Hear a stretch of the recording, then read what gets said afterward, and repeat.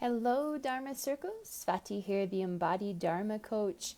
All week we've been celebrating Guru Purnima here in the Facebook group. And this is the fullest full moon of the year in the Vedic calendar. It's considered the most auspicious full moon. We celebrate our gurus, our teachers, and honor our dharmic steps. And we also take more proactive dharmic steps at this time. So I've been sharing some important reminders and resources with you over the last few days to support you on your dharmic path. And we're talking about the 4 pathways of Dharma. And I have another step for you today. And today is all about kama. And kama is desire and pleasure and passion. It's about enjoyment and love, connection, happiness. And I want to highlight the word desire. So kama and desire are really important for your dharmic path. We need desire. Desire is good, passion, and enjoyment, pleasure. It's a huge part of the dharmic path. So if we're not feeling nourished, if we're not feeling pleasured, we are not in right relationship with kama, and we're not in right relationship with our dharma either. If you're looking at your Jyotish chart and you want to understand your own relationship to kama more intimately, look at houses 7, 3, and 11. So these are the kama houses within your Jyotish chart. And it's going to give you a good indication of where this pleasure and desire really lives in your body and in your life, and how you are being supported on your path. What kind of kama do you receive? What is supporting your pleasure in body and life? And remember that your dharma and your dharmic offering in this world, it should be pleasurable. It should be nourishing. It should be supportive to your body and your life. And this is an offering from your soul. So your soul desires, your soul needs are become visible. They are expressed in this world. And it's one of the reasons why sharing your dharmic gifts and wisdom in this world is very vulnerable, because you're sharing from your soul. And yesterday we talked about Dharma and what Dharma actually is. And remembering that this is about duty, the duty of your soul contract. And part of your soul contract is to be pleasured and nourished in this body and in this life. So when you are sharing your gifts and wisdom in this world, and you're building your dharmic business or restructuring your current offerings so that it's more in alignment with the nourishment of your body and your soul, I want to give you some steps to consider from my Dharma business checklist. So in phase 2 of my Dharma business checklist, we talk about the vertebrae, or the structure of your offering. And the vertebrae of your offering comes back to that moving away, moving towards desire, the awareness of what you've learned, what you've overcome, what you help your client overcome as a result, and your why. Why does this matter to you? Why do you care? Why does your soul care about sharing this knowledge and wisdom, these gifts and insights with others? So we create a vertebrae of your offering, your business structure based on this. This is also the container that you are creating for your clients and your offerings, the support that you provide, the type of support that you provide, and the way that I teach dharmic business, it's body-centered. So I invite you to consider how your business structure and how you share your offerings and your gifts is also honoring your body and your body needs. Your nervous system is a huge part of this. And this is where I see so many women getting stuck and blocked. And depending on whether you default into trauma responses that are fight, flight, freeze, or fawn, this determines the way in which you might get results, even when your nervous system is dysregulated. Eventually, you will get to the point where your body says, no, no more. This does not feel good in my body. It doesn't feel safe. I'm not feeling nourished. I'm not getting my needs met. And coming back to the theme of karma, this is about getting your needs met. This is the bottom line, whether we're talking about sharing your soul gifts, making money, showing up in service. This has everything to do with getting needs met. So I'm going to pause here and cough and get some water. I don't know where that's coming from, but I think my body is emphasizing this point. I just did a 2-hour session with my Dharma mentorship clients about this very thing.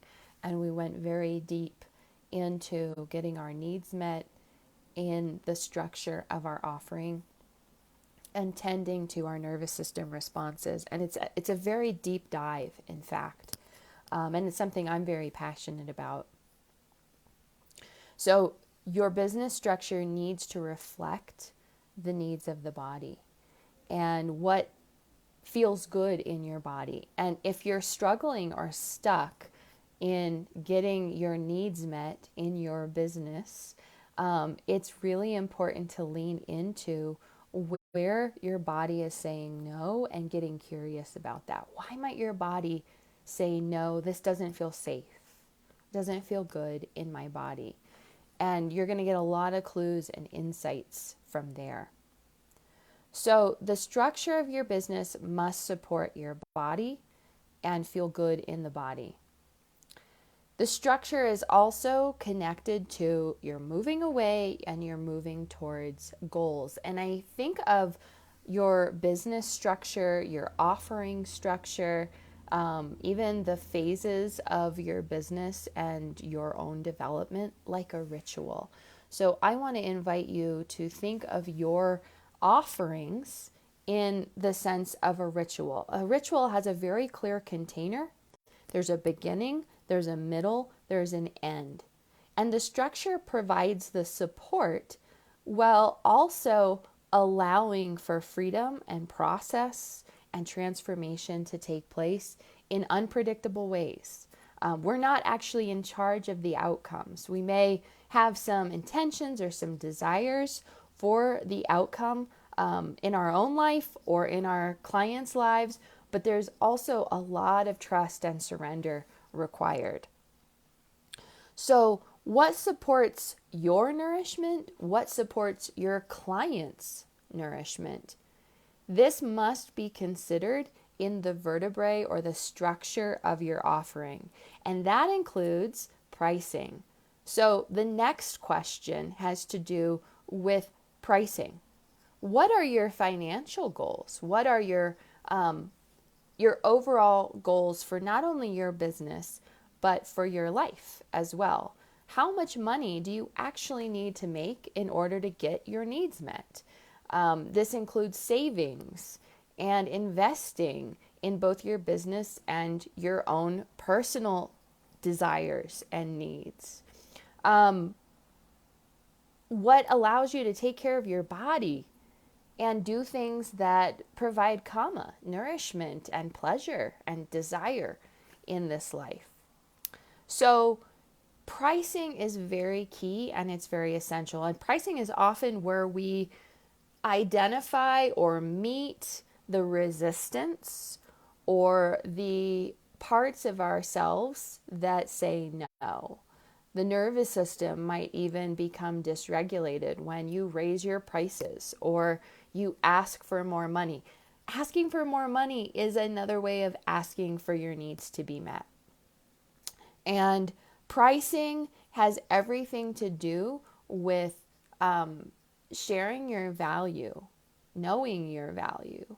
And what I mean by that is your wholeness. So there's a knowing that there is something profound, important, valuable in what you are sharing, and that you value your own journey. You value the knowledge and the wisdom that you've acquired over many, many years. You value your gifts and your tools. You value your lineage and the embodied awareness that is expressed through you. That's what I mean by value.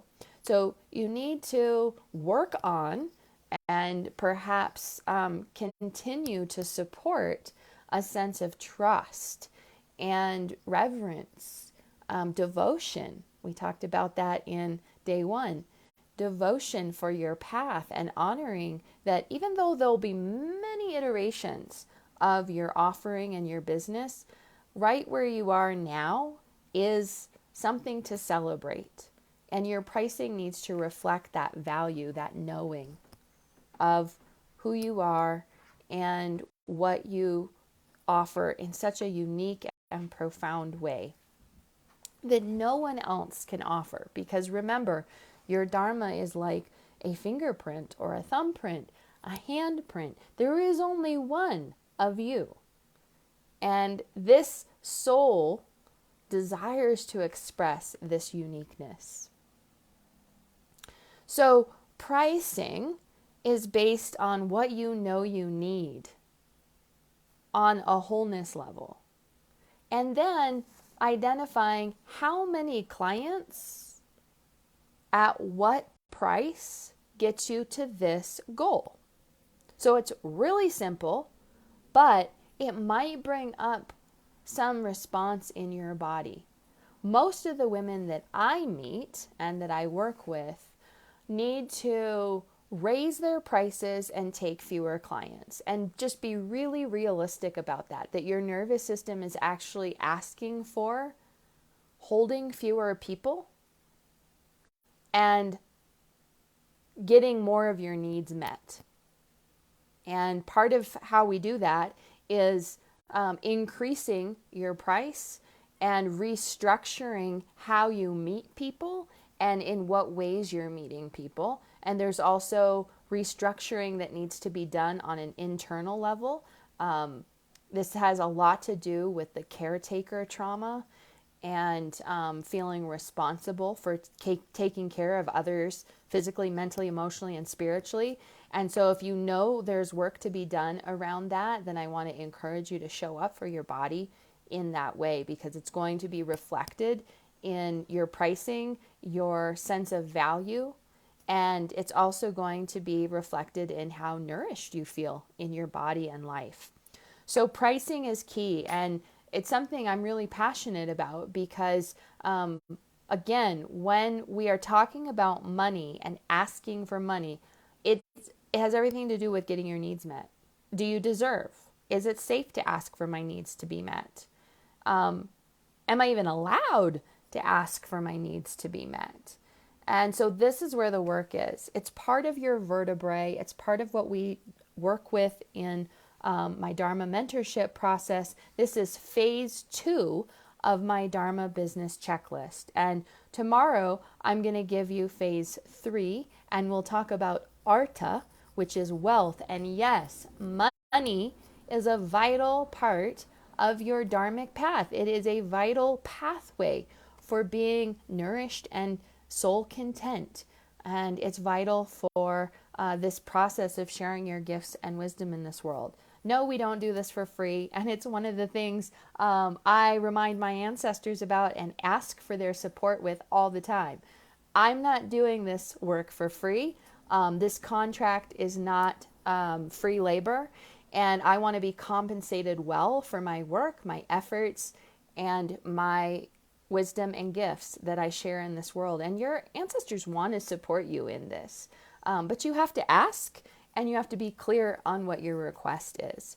So this whole process is about supporting you in getting clearer and knowing what you need and knowing what to ask for. So I'm going to encourage you to do some journaling around this and to keep leaning in and listening. What feels good in your body? What is your body telling you it needs? What needs to be restructured? And how can you start putting body first and your needs as a priority or the main priority when it comes to your dharmic business, offering, sharing your gifts and wisdom in this world? We're going to keep talking about this. Tomorrow, I'll bring you your next step in the 4 pathways of Dharma, creating success in body and business, sharing your sacred gifts in this world. And at the end of this process, I'm going to give you a special opportunity to work with me closely, one-on-one in private session, and I'll share more about that in the coming days. This is a rare opportunity, and I'm truly excited to walk very closely with a few special souls who are ready to clarify and deepen the nourishment and the wisdom of your soul and your precious gifts and offerings in this world. So I'll share more about that in the coming days. Share with me below, what did you learn from this and what struck you today in karma and the vertebrae of your offering? I'll look forward to hearing your responses, and I'll see you tomorrow when we talk about artha, wealth.